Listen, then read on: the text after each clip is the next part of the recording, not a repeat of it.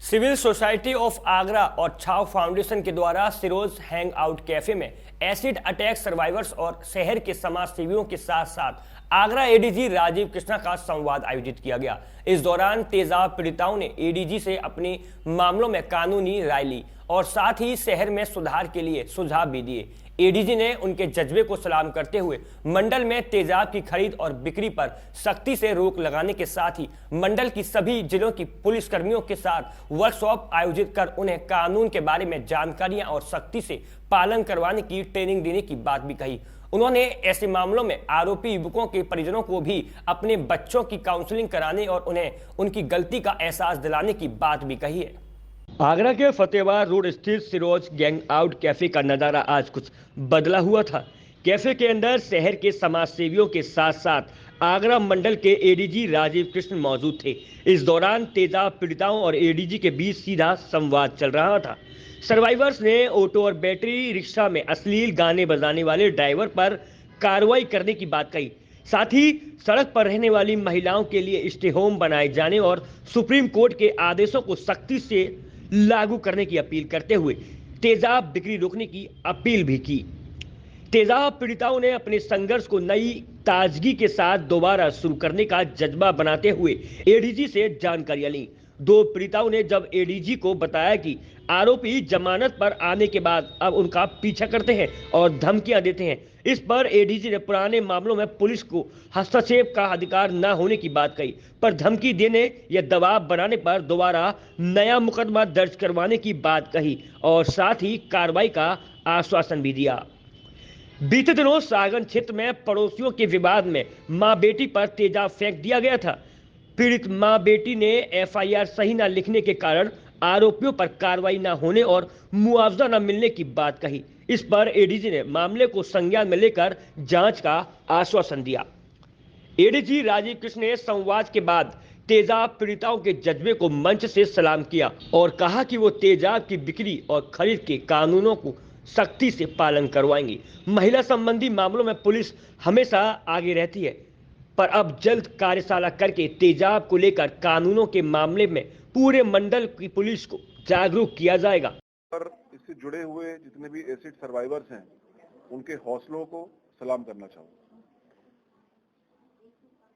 ये एक ऐसा क्राइम है और जो सर्वाइवर हैं, ये उनके साथ एक ऐसा ट्रॉमा होता है जिसको एक तरीके से वो 24 घंटे पूरी जिंदगी अपने साथ सामने लेके घूमते हैं और ऐसी परिस्थिति में नॉर्मल रहना, ऐसी परिस्थिति में न केवल अपना जीवन यापन करना बल्कि अपने परिवार का भी, मैंने जो कुछ केस यहाँ पे देखे हैं उसमें वो अपने परिवार का भी जीवन यापन पूरी तरह से कर रहे हैं सर्वाइवर्स यहाँ पर। तो मैं सबसे पहले तो उन सभी को बहुत बहुत उनके हौसले को, उनके जज्बात को बहुत सलाम करना चाहूँगा। बाकी यहाँ पर सिविल सोसाइटी ऑफ आगरा के माध्यम से उनके तत्वावधान में और शिरोज कैफे छाव के तत्वावधान में जो बहुत सारे यहाँ पर हमारे नागरिक आए हैं, उन्होंने कई सारी बातें इस क्राइम से संबंधित और अदरवाइज भी उन्होंने चर्चा की हैं, जिसमें एसिड की दुकानों से लोगों द्वारा एसिड का नियमानुसार खरीदा ना जाना, इसके बारे में ऑनरेबल सुप्रीम कोर्ट की गाइडलाइंस हैं और उसके तत्वावधान में शासन की भी गाइडलाइंस हैं। साथ ही इन मुकदमों में एप्रोप्रिएट एंड तुरंत जो लीगल कार्रवाई है उसका किया जाना, उनको जल्दी ट्रायल पर लाना और ट्रायल में उनको जल्दी सजा मिले और मजबूत सजा मिले, इसके बारे में ध्यान रखना। तो ये सारे इश्यूज ऐसे हैं जिनके बारे में कार्रवाई करने की भी आवश्यकता है और जागृति की भी आवश्यकता है। इस दौरान महिला शांति सेना की वात्सला प्रभाकर ने महिलाओं और बच्चियों के मामले में विशेष सतर्कता रखने और पुलिस की गश्त बढ़ाने की मांग की है।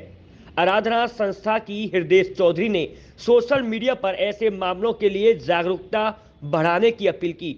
सिविल सोसाइटी ऑफ आगरा ने शहर के लिए कई जरूरी अहम मुद्दों पर प्रकाश भी डाला। हम पहले क्या है महिला शांति सेना के साथ लड़कियों को समझाया करते थे, महिलाओं को समझाया करते थे, लेकिन जब हमने उसको बदला ट्रैक को, हमने कहा समझाने की जरूरत लड़कों को है, मर्दों को है, कि दूसरे की बेटी भी वैसे ही आपकी बहन और बेटी है जैसे दूसरे की है। जब इसके लिए हमने कई स्कूल्स में कार्यक्रम करे सेंसिटाइजेशन के, तो लड़के आंसू से रोने लगे, बोले मैम हमें नहीं पता था कि इतनी तकलीफें लोग सहती हैं। उसके बाद हमने सोचा कि हम ग्रामीण क्षेत्र में या ऐसे तबकों में जाए, मलिन बस्तियों में जाए, लेकिन वहाँ पे जब हम इन हमारी शिरोज की बच्चियों को लेके जाते हैं तो हड़कंप सा मच जाता है, लोग उल्टा सीधा बोल देते हैं कभी कभार जो लड़के होते हैं।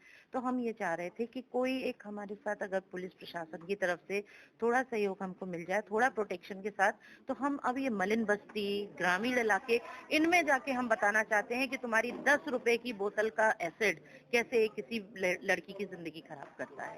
आज छाव फाउंडेशन के तहत यहाँ पर सिरोज हैंग आउट में संवाद का कार्यक्रम रखा गया, जिसमें हमारे एडीजी शामिल हुए। उनसे आज संवाद किया जो एसिड सर्वाइवर्स हैं। उन्होंने, मैं देख रही हूँ कि लगातार एसिड के हमले बढ़ रहे हैं और जुलाई 2013 में सर्वोच्च न्यायालय ने ये आदेश जारी किया था केंद्र सरकार को, राज्य सरकार को, कि कुछ नियमों के तहत एसिड की बिक्री होगी, उसकी आईडी होनी चाहिए और अगर ज्यादा हुआ तो उसकी इंक्वायरी होनी चाहिए।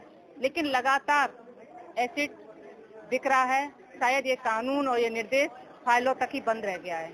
आज भी हर साल 250 से 500 तक केस आ रहे हैं और एसिड सर्वाइवर्स ट्रस्ट फाउंडेशन के अगर आंकड़े देखे जाएं तो एक साल में 1000 ये केस आ रहे हैं। आगरा से अमित शर्मा की रिपोर्ट।